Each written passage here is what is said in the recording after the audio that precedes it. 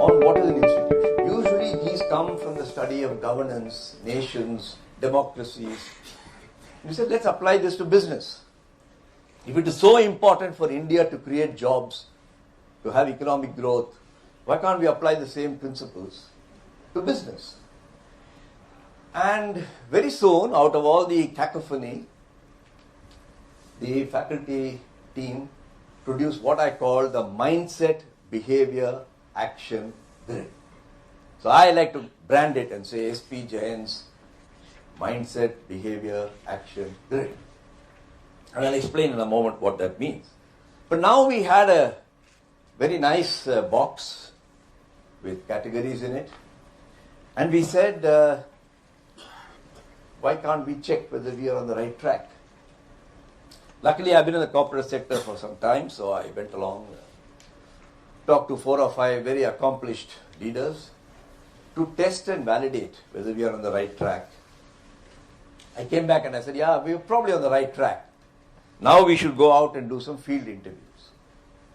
And then we sat down and said, which are the Gen L institutions, business institutions in this country? You know, which really took off around the 80s, 90s. And we found something very odd, that there are not too many which would pass the test of what's an institution.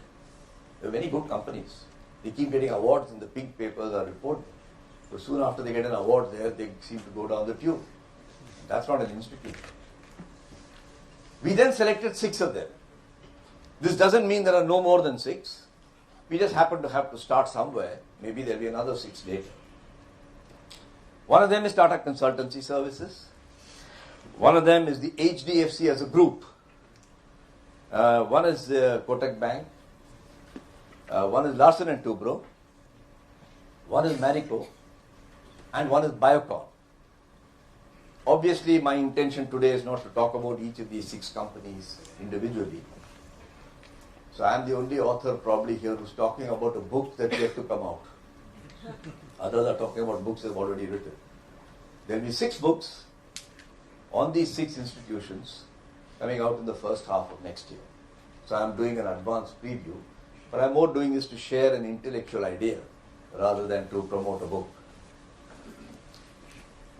These 6, just these 6, account for 2 million direct jobs in the last 30-40 years. They account for 10 million indirect jobs.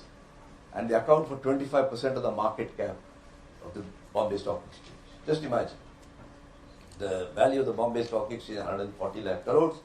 And just these 3 companies, these 6 companies, account for about 30 lakh crores. So, we are now talking of big guys who can make a difference to this economy in creating jobs, direct and indirect. I'm not being dismissive of them, but it's not a Swiggy or something, you know, it's real stuff. Now, I referred to this mindset, behavior, action grid. That was like the Vedant. And I need to just tell you very briefly, in the limited time, so that your curiosity is awakened and you can think about this yourself. Academics like to create 2x2 matrices with boxes. And we also did the same thing. I'm not going to use any charts because we are subjected to so many charts in the course of a day that we go nuts. Imagine an x-axis in which you have 3 points. The first and the lowest point on the x-axis, or the closest point to the junction, is what I call a manager. A manager is a guy who, as the name implies, just manages day-to-day operations.